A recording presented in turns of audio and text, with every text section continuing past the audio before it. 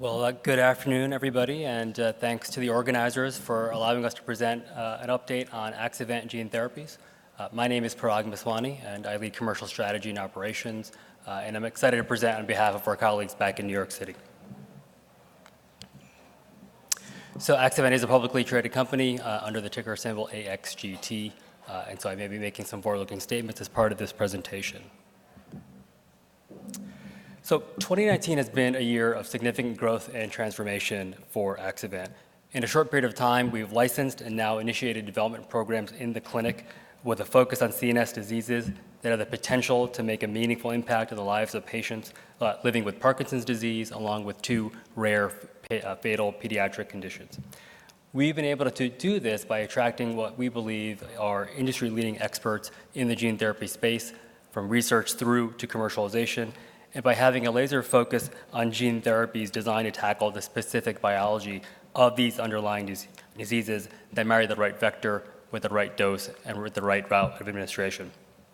Indeed, we've already shared preliminary encouraging data from our programs in Parkinson's disease as well as in Tay-Sachs disease. So this is a snapshot of our clinical pipeline. As I mentioned, we have 3 programs. Axo-Lenti-PD is a lentiviral-based gene therapy currently in a phase 2 dose escalation study.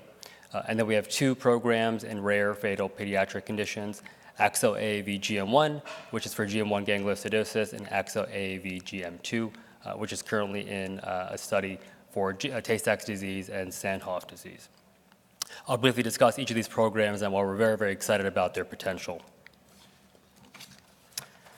So before I do that, I do want to mention that we do have preferred partnerships with leading gene therapy manufacturing organizations for our programs.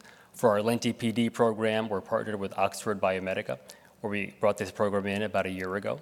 And for our AAV programs, we're working with Nationwide Children's Hospital for clinical manufacturing and clinical supply for our ongoing clinical studies, and with EPOS-KZ, which is one of the largest CDMOs based in Europe. So now let me talk about Axo-Lenti-PD, our candidate for Parkinson's disease. So as you're likely aware, Parkinson's disease is the second most common neurodegenerative disorder, and it's characterized by dopamine deficiency in the striatum. And typically in normal individuals, these striatal dopamine levels are quite stable. But what you see within Parkinson's disease, with this dopamine deficiency that progresses over time, are typical clinical signs and symptoms of motor dysfunction, slowed movement, rigidity, bradykinesia, impaired posture, and balance as well. And despite the fact that there are effective therapies on the market, inclusive of levodopa, which is the gold standard for early-stage Parkinson's disease, it's about 50 years old at this point, and efficacy wanes over time. And with that waning efficacy, you also have an increasing incidence of side effects, including dyskinesias. So we've done a lot of work here. We've done a lot of work to understand what are the needs in this space. We've talked to a lot of physicians, but more importantly, we've talked to many patients and their caregivers. And there are several themes that emerge in terms of the unmet need. Predictability is a theme that comes through quite often. Predictability in terms of efficacy, predictability in terms of the adverse event and tolerability profile, and having an overall burden of therapy that is much more manageable in the lives of patients living with Parkinson's disease. So what are the goals here? And we look at goals for Parkinson's gene therapy from the lens of the patient. And what we've heard loud and clear are 2 main aspects that are ripe for improvement. One is to improve motor function and commensurately improve quality of life, but at the same time reduce these dyskinesias, which are deemed to be in some cases more debilitating than the disease itself. So this is Axo-Lenti-PD, our candidate for Parkinson's disease. So Axo-Lenti-PD contains 3 genes that encode the critical enzymes required for endogenous dopamine synthesis. In essence, we intend to create a dopamine factory within the CNS. And the goal here is to restore steady tonic levels of dopamine, to reduce that variability, to reduce that pulsatility and unpredictability that leads to dyskinesias. And we do this by entering and introducing CH1 and TH, which convert tyrosine to levodopa, and AADC, which converts levodopa to dopamine. And we can do this and deliver all 3 of these key enzymes using our lentiviral packaging system. So why are we excited about this? Well, indeed, there was a first-generation program that Oxford Biomedica has pursued called ProSavin. And so this is data from a ProSavin patient, representative patient from a clinical program, washed off of levodopa therapy. So what you see on the left is a very characteristic Parkinson's patient. You see those hallmark symptoms: bradykinesia, small steps, postural instability. And 6 months after a single procedure of delivering ProSavin, you see a totally different person, a much more confident person that is walking without some of the impairments that you see in the video on the left. To put this into context, this is about a 10-point improvement on the UPDRS motor scale, the UPDRS Part 3 off score. What we've seen with AXOLNT-PD so far is about a 17-point improvement as part of our dose escalation study. So where are we at this point? We've shared preliminary data from our dose escalation study, cohort 1, with AXOLNT-PD, where we've seen an improvement in motor function, a reduction in dyskinesias, and an improvement in the Hauser diary off time. And we're in the midst of enrolling 4 to 6 additional patients as part of a dose escalation cohort, which we intend to share an update on later this quarter and into early 2020.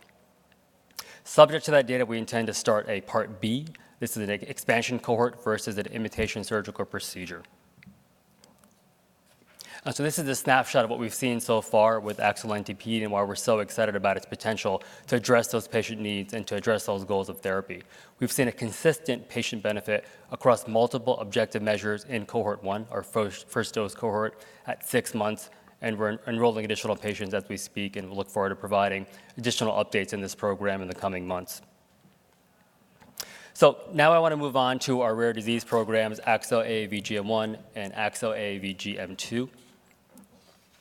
So these are programs for GM1 gangliosidosis and GM2 gangliosidosis, more commonly known as Tay-Sachs and Sandhoff disease. GM1 gangliosidosis is caused by mutations in the GLB1 gene. Tay-Sachs and Sandhoff are caused by mutations in the HEX-A and HEX-B subunit.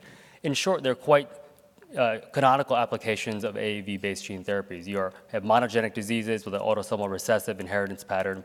GM1 presents with much more systemic manifestations, and so we're delivering this through a systemic route of administration, whereas Tay-Sachs disease is through a direct-to-CNS procedure.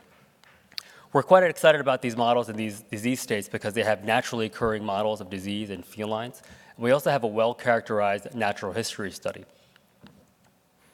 And you see an illustration here of the natural history of infantile GM1 gangliosidosis and Tay-Sachs disease. And typically what you see is children that have the inability to either gain or retain function over time. So they lose head control, they lose the ability to sit on their own, and indeed, by about 5 years, you have a 75% mortality rate, so quite a progressive and severe disease. So in terms of the incidence and prevalence of these rare conditions, we peg the incidence of GM1 at about 1 per 100,000. For Tay-Sachs disease, slightly less at 1 per 150,000. And when we extrapolate this out to a prevalent population, factoring in the different subtypes of the disease, as well as their life expectancy, we think there's somewhere in the range of about 1,000 prevalent patients within the US and Europe. So focusing specifically on AXO-AAV-GM1, this is a classical gene therapy approach where we're delivering a functional copy of the GLB1 gene that is deficient using the AAV9 vector. Our goal here is to take advantage of this cross-corrective mechanism, which is a unique feature of lysosomal storage disorders across the CNS and peripheral nervous system. In essence, beta-gal is secreted from transduced cells, and what we want to see is an effect on uptake in neighboring tissues. We're delivering with an IV delivery route of administration with the goal to treat these systemic manifestations, including bone and cardiac abnormalities. And we're quite excited about this program because we've seen in these naturally occurring animal models, in these preclinical models, broad distribution of the beta-gal enzyme across the brain and spinal cord that has led to an improvement in clinical outcomes compared to intracranial delivery.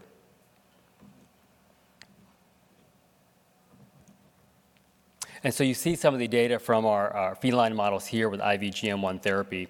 On the left, you see survival extension and stabilization of the clinical rating score in purple, which are the treated cats, and you see in black the untreated cats who are progressing in about 8 months, which is the humane endpoint for these felines.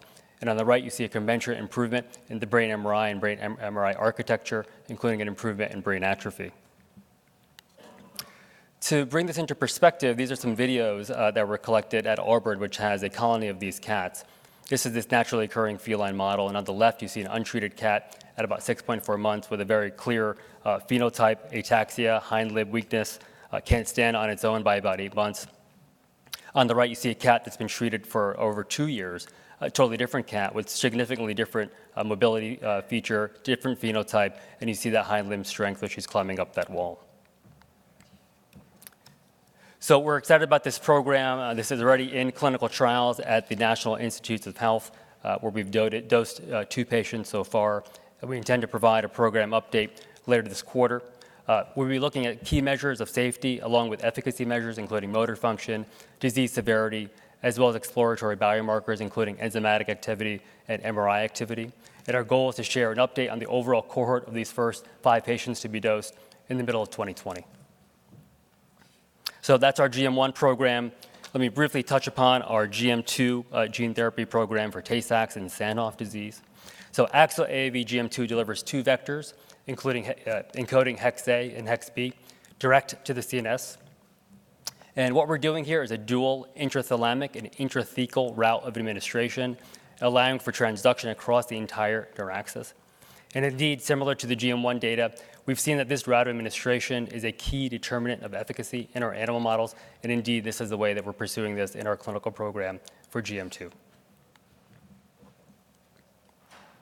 So this is some data that was generated with our collaborative partners at the University of Massachusetts, where we licensed these programs from, looking at combined intraparenchymal and CSF dosing, where we see that this dosing leads to increased transduction across the brain and spinal cord. And you see in figure D the neuraxial distribution of the reconstituted enzyme with this combined route of administration.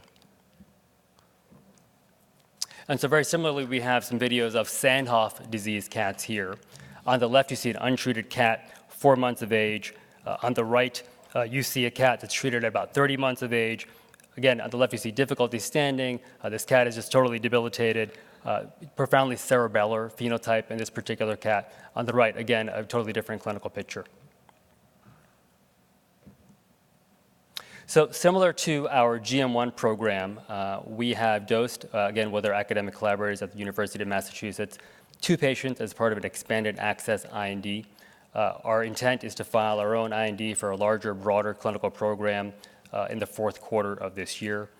We'll start with a Part A dose-ranging study, looking again at markers of safety of the procedure and safety of the vector, but importantly also wanting to get signs of efficacy and impact on motor function, disease severity, and the ability to attain and retain some of those developmental milestones that are lost very, very early on in this disease. And so we'll provide a programmatic update later this quarter and hope to enroll these patients as we enter into 2020. So in summary, this has been a really amazing year for us at Axovant, a year of growth and promise for all of us. We've advanced 3 separate programs into the clinic. We are extending the potential reach of gene therapies into more prevalent populations like Parkinson's disease, where there's a very well-characterized biochemical pathway looking at dopamine productivity and production. And we're applying the accumulating evidence and knowledge base in AAV-based gene therapies to these 2 rare monogenic diseases in GM1 and GM2 gangliosidosis, devastating diseases with a very severe clinical course with high morbidity and mortality. And we're very, very excited to advance those programs and share additional data as we enter into 2020. Thanks so much for your attention. Appreciate it.